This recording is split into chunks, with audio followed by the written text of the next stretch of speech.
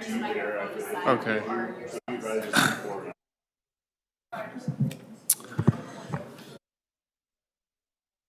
We'll go ahead and get started. Welcome to Saratoga Springs City Council meeting Tuesday, September 6, 2022. It is 6 p.m. Present, we have Councilmember Karn, McComber, Podeska, Porter, Wilden. Mayor Jim Miller has asked to be excused. To start out with, we'll have an invocation by Councilman Karn and then the Pledge of Allegiance by Councilman Podeska.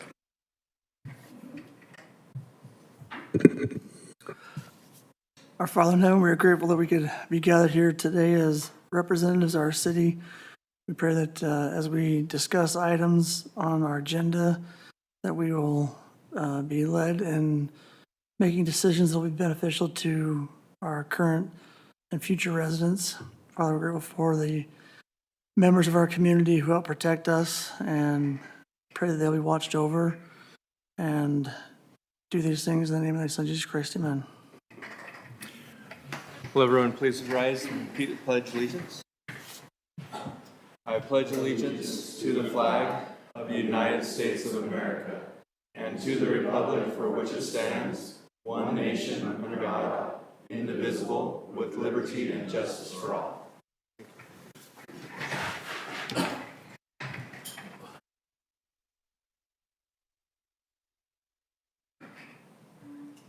Not used to turning my own microphone on. Thank you. We'll go ahead and start out with a presentation for the police promotion recognition. Chief Burton. Oh, I guess there you go. Thank you to the Mayor Pro Tem and City Council, management, staff, citizens. We're grateful to be here tonight. Wanted to mention our thanks for the support of the City Council and the conversion of 2 corporal positions to sergeant. And as the police department grows, we have a natural reason and cause for this kind of growth, so we appreciate your support very much on that. We did run a sergeant's exam. 6 of our 8 corporals took the exam. It's a very challenging test, multi-phased, multifaceted, and following the test results compilation, Corporal Jesse Davis and Corporal Ryan Snar came out 1 and 2. Corporal Davis couldn't be here this evening. He had a family vacation plan for a long time. We tried to tell him, hey, sorry, but we'll actually... That's what number 3 was saying. We'll actually do a little ceremony in-house since our next council meeting is for another month. But we'd like to ask Corporal Ryan Snar to come forward. And I'll read the certificate. Saratoga Springs Police Department, Certificate of Promotion to Sergeant. The Chief of Police of the Saratoga Springs Police Department has reposed special trust and confidence in the loyalty, valor, fidelity, and abilities of Ryan Snar. In view of these qualities and his demonstrated potential for increased responsibility, he's promoted to the rank of sergeant effective August 21st, 2022, given under my hand this 21st day of August 2022 in the city of Saratoga Springs, Utah, signed Andrew Burton, Chief of Police. I'll just know the date variances. We have to follow the human resources rules about when persons are promoted. So I'd like to present this to him. And we would like to ask his wife, Di, to come forward, and she will switch out the badge. His badge will change from corporal to sergeant.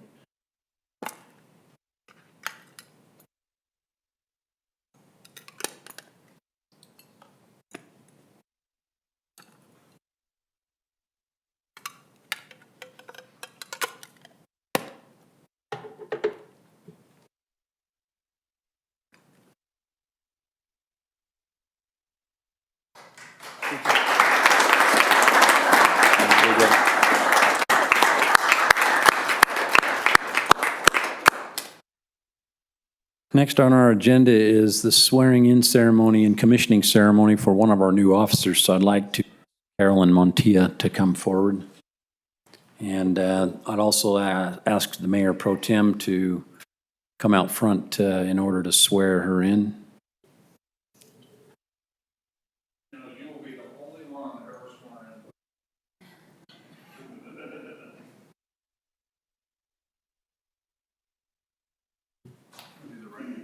Yeah.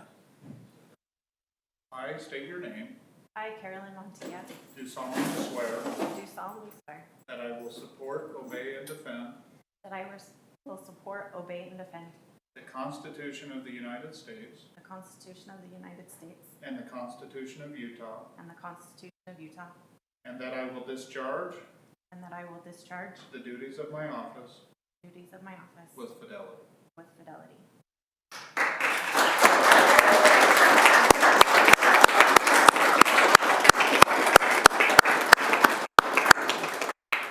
And now we'll ask her husband, Carlos, to come forward to pin on her badge.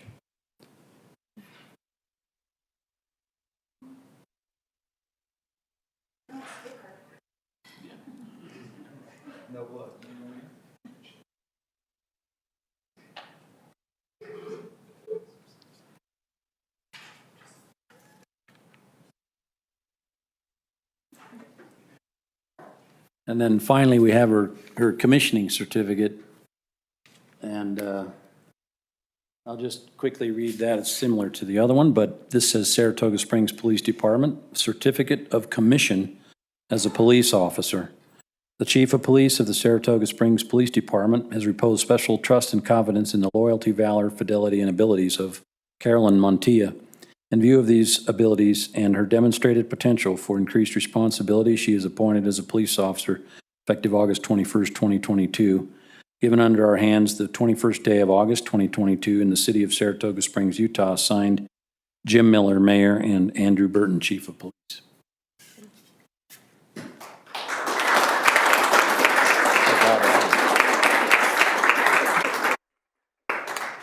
I'll just mention Carolyn comes from a little bit of a law enforcement family. Her two older brothers have both been police officers. One of them still is. Her brother Steve, actually a man I worked with in a previous law enforcement organization, which had nothing to do. She earned this more than he could have earned it.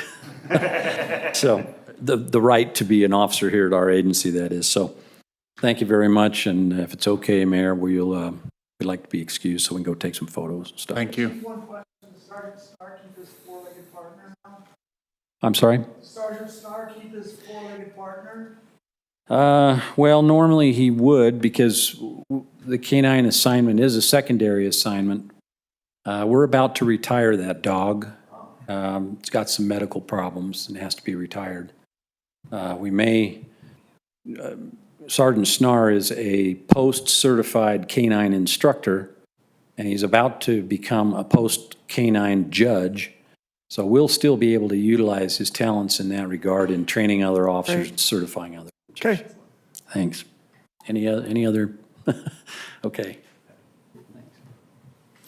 Thank you, Chief. Next, we'll have a presentation, the Communities That Care SHARP survey.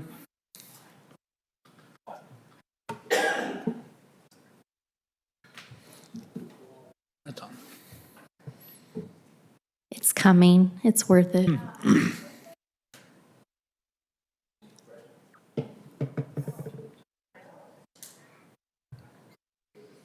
It's the one on the right, I think, of the three on your right screen. The third one, I think.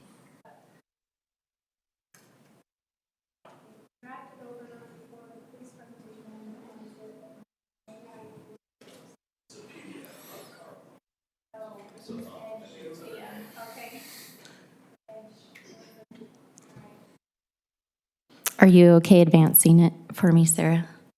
Okay. Good evening, Council. I wanted to provide an update on Communities That Care and specifically some of the data from the SHARP survey from 2021.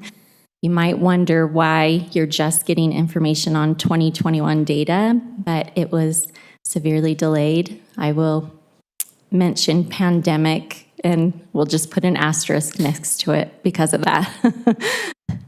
So when we talk about prevention, which is the work of Communities That Care, what we really want to do is have protection to be really high and risk to be low. And risk are those things, those factors that make it more likely for youth to be involved in problem behavior like violence, substance abuse, school dropout. So we really want those to be low. The protective factors are those things that are in place that kind of buffer our kids when risks exist. So it's kind of like a bubble wrap for our kids. These are, on the left, our highest protective factors for 2021. As you can see, the family numbers are really high, which is great to see have such a young, family-oriented community. So we have that connection within the family that really strengthens our youth.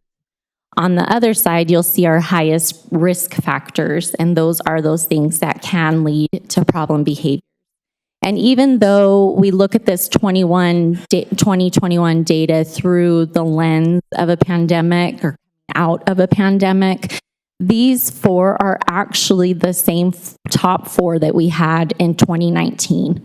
So it's similar numbers. I circled the depressive symptoms because you can see in the numbers that there was a significant jump from 2019 to 2021.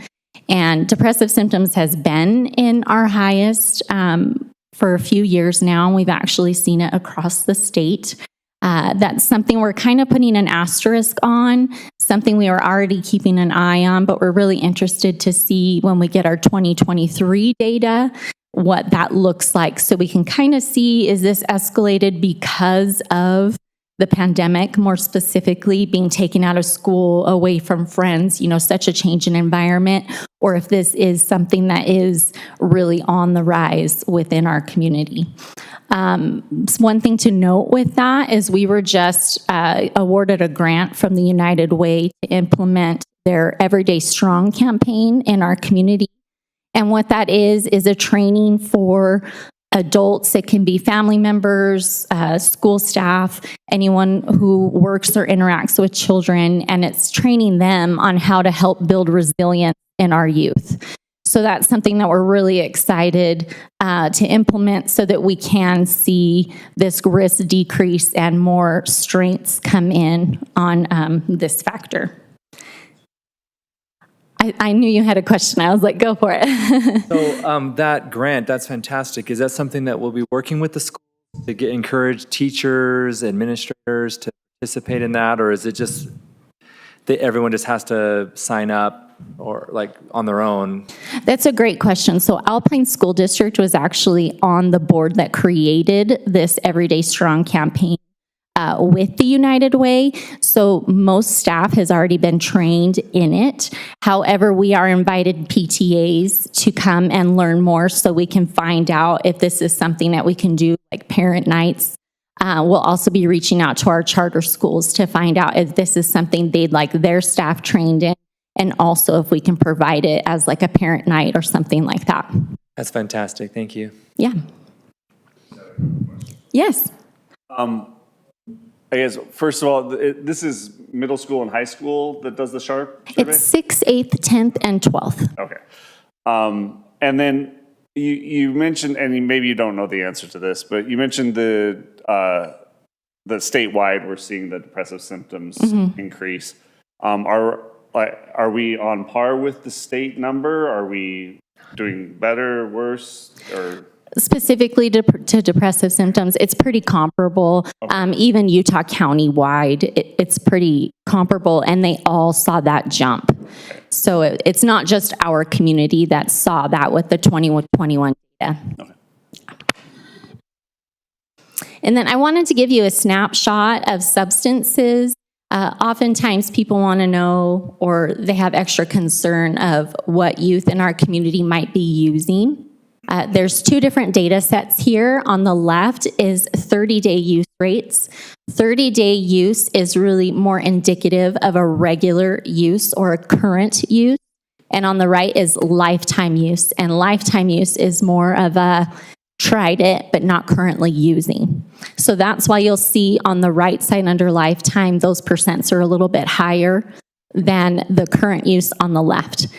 If you look at those percentages on the left for current use, they're all below 2%. And alcohol, marijuana, cigarettes, those are all even lower than the state. Yeah. On this, like, do they, I'm gonna get wonky, I guess, but do they give you a coincidence rate where, like, I mean, do we know, are the 1.9% of people using inhalants the same 1.6% that are using alcohol, or are they different? Like, how much overlap is there, I guess? So we can do like an overlay of information, like of those who are using alcohol, how many are also using cigarettes.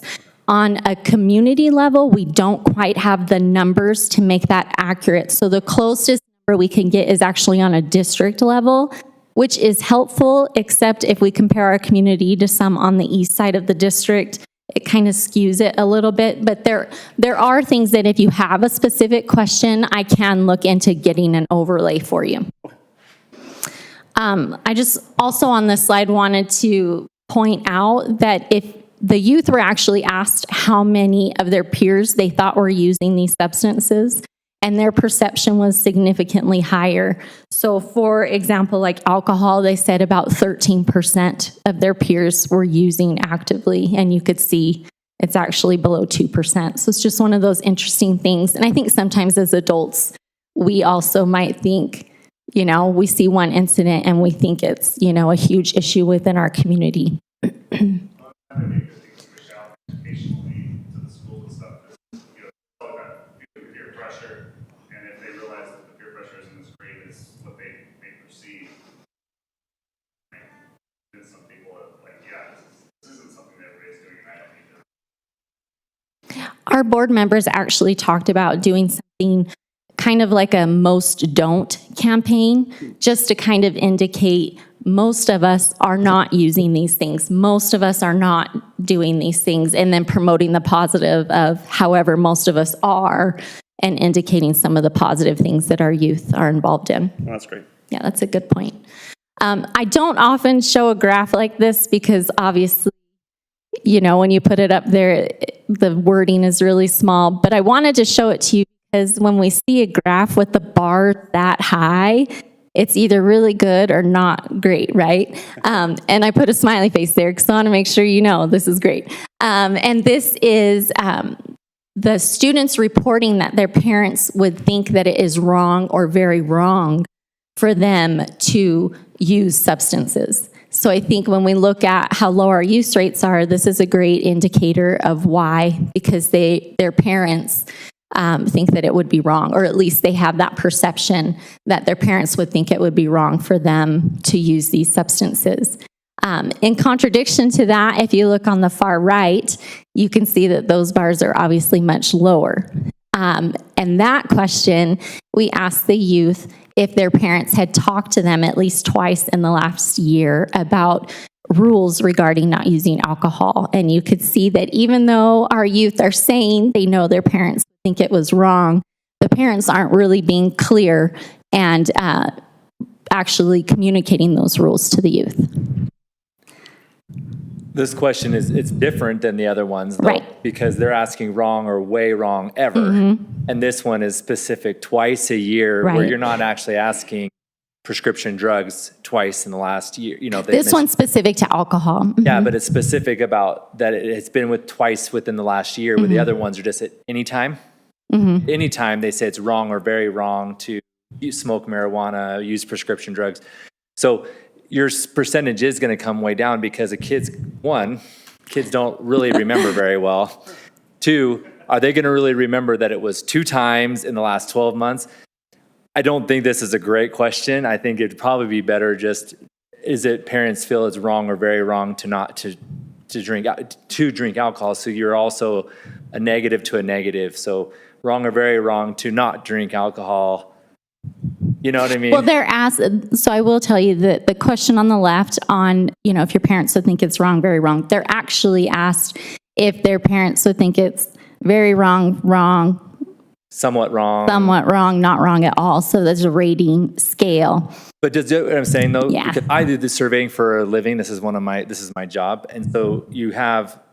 This is also where ballot measures also have a problem with this. So when you have a negative to a negative, or so because you're saying is it wrong or very wrong, and then expectation to not use alcohol, so it's a double negative, and so kids have a hard time with that too. So maybe in the future, I would maybe look at rewording that and following the same format as just in general. Do my parents think it's wrong to drink alcohol? I have a feeling if that was the case, you'd see it in the 90s again, just like all the others. This one, the state has a Parents Empowered campaign. And so this question, one of their indicators of whether parents are receiving the campaign is if parents are actually setting clear rules and communicating to their kids. And so this question is really specific to them getting the data for that campaign. I will say that at our city luau, we had a survey and we asked some parents there if they had talked to their kids about no alcohol rules. And it was a very young audience. However, us simply asking them that in a survey, we had parents walking away then having the discussion. How old should our kids be when we talk to them? You know, when do we talk to them? So that is something that as a board that we've talked about, that if we can ask that question and then get parents discussing it, Yeah, you that's know, good. hopefully the messaging comes across. But that is a good point. I understand your comparison. Thanks. And then September is National Family Meals Month, which is why you have a pie chart, because, you know, you finish a meal with a pie. And this question is, or indicates how many of our youth said that they ate at least one meal with their family 5 or more days a week. And that's something that we have been pushing in our community for a few years, encouraging family meals, because it helps them to perform better in school. It increases family connection, even self-esteem, social cues, things like that increase the more family meals you have. And all of our grades have indicated that they eat more meals with their family than compared to the state. So we're really doing well on that. Are there any questions? I don't see anyone pushing the button, so Okay, thank you so much for Thank coming you. out tonight. thanks. Great. We're on item 7. This is time for public input. This time has been set aside for the public to express ideas, concerns, and comments for subject matter not listed on the agenda. Please, comments to 3 months. Avoid, 3 minutes. We're not staying here 3 months. No, we're done at 11:59 p.m. because we didn't notify. Anyway, 3 minutes. Please don't be repetitive and be respectful in your comments. I was close. So is anyone here for public input? I don't see anyone here for public input, so we'll go ahead and close public input. On reports, the mayor wanted to share that I am the best mayor pro temp ever. Does not say that. But that's what he told me.